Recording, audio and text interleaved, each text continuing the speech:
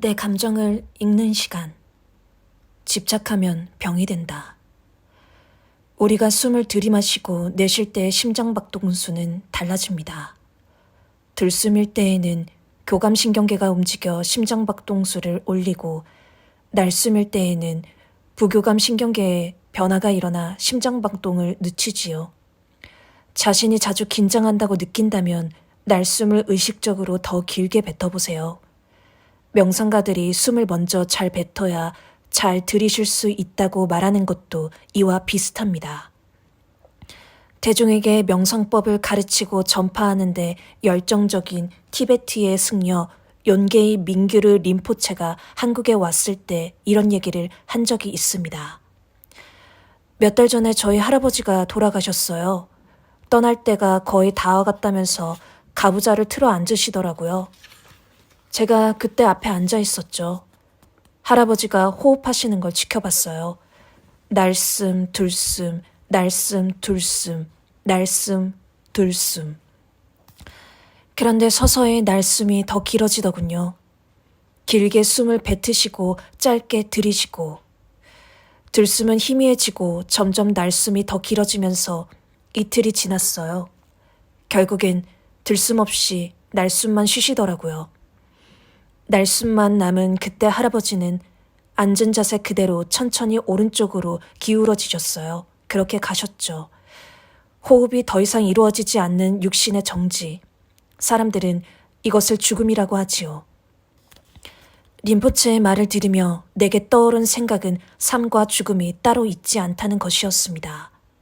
삶이라는 이쪽 강에서 죽음이라는 저쪽 강으로 넘어가는 것이 아니라 어쩌면 우리는 매 순간 삶과 죽음을 왔다 갔다 하는지도 모르겠다는 생각을 했지요. 진자가 좌우로 왔다 갔다 하듯 숨을 토하는 게 죽음이고 들이마시는 게 삶인 것이지요. 매일 아침 눈을 뜨는 것이 삶이고 매일 밤 잠자리에 드는 것이 죽음이라고 표현했던 고대 철학자들의 말보다 더 생생하게 와닿지 않나요? 그런 의미에서 우리의 두려움이란 걱정과 불안이란 과연 무엇을 위한 것인지 한 번 더 생각해 볼 필요가 있습니다. 우리가 만약 매 순간 삶과 죽음을 스쳐 지나가는 존재들이라면 삶이 왔을 때 열심히 살고 죽음이 왔을 때에는 평화롭게 내려놓으면 될 것입니다. 들숨으로 활동하고 날숨에는 기대어 쉬는 것이지요. 들숨에서 하던 것을 날숨에서도 하려고 하면 긴장 상태가 지속되어 제대로 쉴 수 없습니다. 낮밤 가리지 않고 어떤 생각에 집착하거나 사로잡히는 것은 비단 마음의 문제, 뇌의 문제로 그치지 않습니다. 이것은 그대로 호흡기관, 신경계, 내분비계, 소화기관, 순환기관 등에 영향을 끼쳐 심신이 만성 불안 상태에 놓일 수 있습니다. 그러다 보면 습관처럼 잠이 오지 않아 술이나 약물에 의지하게 되기도 하지요. 감정이라는 것도 결국 인간이라는 종의 생존을 위해 가동되는 뇌의 예측 기제인데 인간의 이성과 사고력 때문에 과도하게 쓰이거나 잘못 쓰여 오히려 생존에 해를 끼치는 결과를 초래합니다. 자연의 원리로 마음을 바라보다. 일본의 정신의학자 모리타 쇼만은 우리 마음을 물처럼 흐르는 것이라고 보았습니다.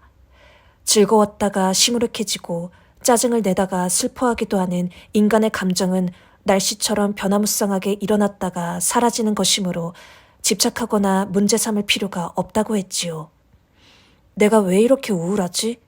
라는 생각 자체가 불필요하다는 것입니다. 내버려두면 변화하는 것이 기분이고 마음인데 그것을 가지고 이렇다 저렇다 판단하면서 붙듣는 것은 이치에 맞지 않다는 생각이었습니다. 그의 철학은 모리타 치료라는 독특한 심리치료법으로 이어져 일본은 물론이고 미국과 캐나다, 오스트레일리아 등에서도 연구되어 왔습니다. 모리타 박사의 주저 모리타 요법과 불안장애의 본성에는 이런 설명이 들어 있습니다. 식탁 위에 털이 많은 애벌레가 한 마리 놓여 있다고 해보자. 애벌레를 보며 누구나 두렵고 찝찝한 생각이 든다. 하지만 동시에 독이 있거나 공격하지 않는다는 사실도 우리는 알고 있다. 감정이 압도되는 사람은 눈을 감고 도망쳐버릴 것이다. 애벌레가 무해하다는 사실을 알고 있는 사람은 여전히 역겹고 싫긴 하지만 그 마음 상태 그대로 조심스레 애벌레를 잡아 눈앞에서 치울 것이다. 이것은 내부 경험을 있는 그대로 받아들이면서 필요한 행동을 취하는 합리적 반응이자 올바른 태도다. 반면 애벌레에게 다가가기 위해 불쾌한 감정을 제거하고 긍정적인 감정으로 바꾸려고 노력하는 사람이 있다면 이것은 생각의 모순이 되어 강박장애를 형성하기 좋은 조건이 되어버린다.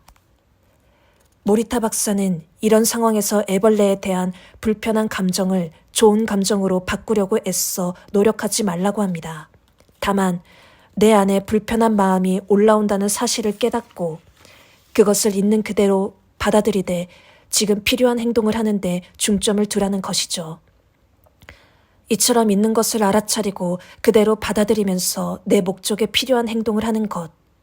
이러한 것들이 현대 심리치료에서 매우 중요한 치유 기제로 주목받고 있습니다. 지금으로부터 100년 전 심리치료로는 프로이트의 정신분석이 유일했던 시대에 일본의 한 병원에서는 이렇게 자연의 원리에 따라 마음을 바라보아야 한다는 어느 정신과 의사의 열정적 연구가 이루어지고 있었지요.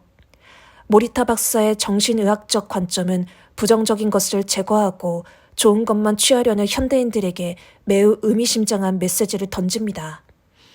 내가 다른 사람보다 무언가 부족하거나 모자라다, 잘하지 못한다는 생각을 계속하다 보면 그런 판단을 불러일으키는 상황과 조건에 민감하게 반응하게 되지요. 그래서 그런 순간의 의식이 더 좁아지면서 부정적인 단서에 집중하게 되고 이를 벗어나기 위해 모든 에너지를 쏟게 됩니다. 아이러니하게도 내가 피하고 싶어하는 상황에 사로잡히고 말죠. 그래서 많은 사람들이 미로에 갇힌 쥐처럼 비슷한 사이클을 계속 반복하면서도 이러한 노력이 모순이라는 점을 알지 못한다는 것입니다. 모리타 박사는 마음에 대해 이렇게 설명합니다. 마음이라는 것은 항상 흐르고 변하는 것으로 고정된 실체가 없다. 불타는 나무가 고정된 형태를 갖지 않듯 마음도 계속 변화하여 움직인다. 마음이 이렇게 안팎의 사건들 사이에 있다. 마음은 나무도 아니요 산소도 아니다. 불타는 현상, 그것이 마음이다. 한계가 없는 가능성은 존재하지 않습니다. 오히려 한계를 명확히 알수록 더 나아갈 수 있습니다. 누군가를 만나면서 또는 어떤 일을 하면서 겪을 법한 어려움과 불편함, 리스크 등을 전혀 예상하지 않는다면 아마도 그런 것들을 처음 맞닥뜨리자마자 그만두게 되겠지요. 두려움이 없이 타인을, 세상을 만날 수는 없습니다. 서로 한계를 이해하고 받아들이고 조율해가는 과정이 소통이겠지요. 두려움, 불안, 걱정을 완전히 없앨 수는 없습니다. 다만 우리 모두가 생존을 위해, 살아가기 위해 그런 감정을 갖고 있음을 인정하고 그때그때 알아차린다면 적절히 조절할 수 있습니다. 때론 들숨으로 의욕을 갖고 나아가지만 때론 날숨에 맡겨 흘려보내는 것도 필요합니다. 오직 인정하고 견뎌야 하는 것. 철학적 삶을 살아간다는 것은 우리 경험을 진지하게 받아들인다는 것이다. 행복과 아픔을, 성공과 실패를, 모호한 것과 혼란스러운 것들을 모두 정면으로 받아들인다는 것이다. 과거를 잊는 것이 아니라 우리 자신을 경험 안으로 깊이 데려가야 한다는 것을 의미한다. 자신을 괴롭히라는 것이 아니다. 문제를 깊이 생각하고 그것들을 당연하게 받아들이지 말고 해명하는 것이다. 독일 철학자 카를 야스퍼스의 말입니다. 우리는 삶에서 결코 피할 수 없는 일들을 만나게 됩니다. 어떤 일들이 있을까요? 누군가와 싸우거나 갈등하는 일, 죽거나 병드는 일, 갑작스러운 교통사고 등 무수한 경우가 있겠죠.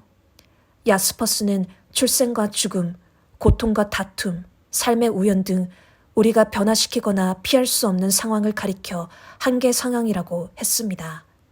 그리고 우리가 이러한 벽에 부딪혀 좌절할 때 비로소 진정한 자기 자신을 만나게 된다고 보았습니다. 그가 강조한 한계 상황은 인간이 반드시 직면하는 도망칠 수 없는 현실입니다. 한계 상황은 바꿀 수도 뛰어넘을 수도 없지요. 오직 인정하고 견뎌야 합니다. 아침에 몇 시에 일어나 무엇을 먹고 어디로 가서 누구를 만나는가 하는 것, 하루 일과를 어떻게 보내는가 하는 것처럼 많은 일은 우리가 결정하거나 선택할 수 있습니다. 하지만 이처럼 능동적으로 선택할 수 있는 일이 아니라 우리가 수동적으로 당할 수밖에 없는 일들도 겪게 되는데 오히려 그런 순간이 우리 존재의 본질적 힘을 보여준다는 것이지요. 야스퍼스는 이런 한계 상황을 피할 것이 아니라 마주해야 한다고 주장합니다. 근본적인 한계와 삶의 비극을 맞닥뜨렸을 때 우리는 자신이 가지고 있는 최고의 것을 이끌어낸다고 보기 때문입니다. 절망과 고통을 경험할 때 우리는 비로소 나의 한계와 세상의 한계를 느낄 수 있지요. 우리에게 삶을 생생하게 가져다 주는 것은 즐거움과 기쁨보다는 불확실함과 고통 쪽에 가깝습니다. 아마도 이러한 고통과 어려움을 몸소 통과한 사람만 경험할 수 있는 감정이 만족감이겠지요. 불리한 것은 버리고 내게 유리한 것만 취하겠다는 편협한 욕심이나 중독성 강한 쾌감, 거창한 행복이 아니라 눈에 띄지 않고 조용하지만 그윽한 향기 같은 감정 말이죠. 이런 만족감 경험한 적 있나요? 만족감 하니까 떠오르는 이야기가 있습니다. 나이 들어도 소중한 것들을 잃어도 결코 품격을 잃지 않는 인물 나탈리의 이야기를 해볼게요. 그녀의 삶에는 만족감에 대한 힌트들이 가득합니다.